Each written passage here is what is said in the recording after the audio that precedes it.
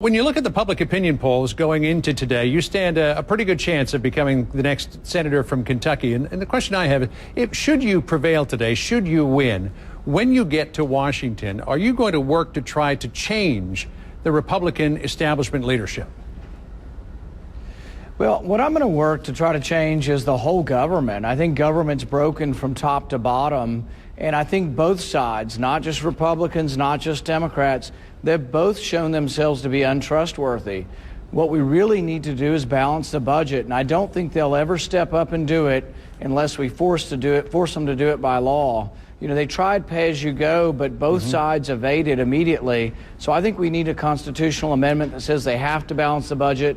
And I think then they would step up and be legislators and decide the priorities of where we would spend the money. He opposed you in the Republican primary, but since then you've become very close to Senate Republican leader Mitch McConnell, who is as establishment as they get. When you get to Washington, what's that relationship going to be like with Mitch McConnell? Are you going to walk in lockstep with him? I think that we will challenge him from day to day, but I think there will also be many areas in which we agree. The thing is that I think most Republicans feel like we're spending too much, the deficit's too high, but sometimes that when we've gotten in power, we've gone along and not really stayed the course. I will be one who will say to the Republicans in my party, we need to stay the course and we do need to go ahead and balance our budget. But really, this isn't about individuals. It's not about one personality. It's not about me. It's about changing the law. And the law has to be reformed to make them balance the budget.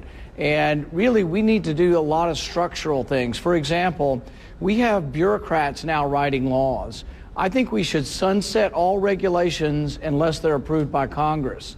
And that doesn't mean we won't have regulations. It just means that Congress should be approving the regulations, and you shouldn't have unelected bureaucrats making regulations. So I see these as big governmental reform issues and not just who is going to be in charge of this or that. I think really government's broken, and that's why it's out of control. You know, on the subject of getting things done, if you look at the projections that a lot of the political analysis has come up with, Republicans may indeed take control of Congress in today's election, which would most likely put John Boehner in as the Speaker of the House under a Republican mantle. He has vowed, should Republicans take the House, to dismantle President Obama's agenda. And that may leave many people wondering, is anything going to get done, or is this just a recipe for gridlock in the next 2 years?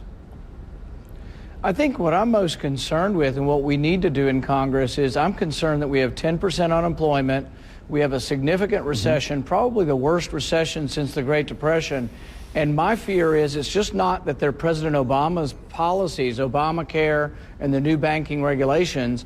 I don't care who proposed them, but I think they're a disaster for our economy. And I'm fearful that this recession we have may make a second dip because of all the new regulations. So really, that's my point. I don't care whether President Obama proposed these programs or who did, but we need to repeal the things that are preventing us from getting out of this recession. Understood. But if one side works to undo what the other side has done for 2 years, is that going to be a recipe for cooperation or a recipe for gridlock?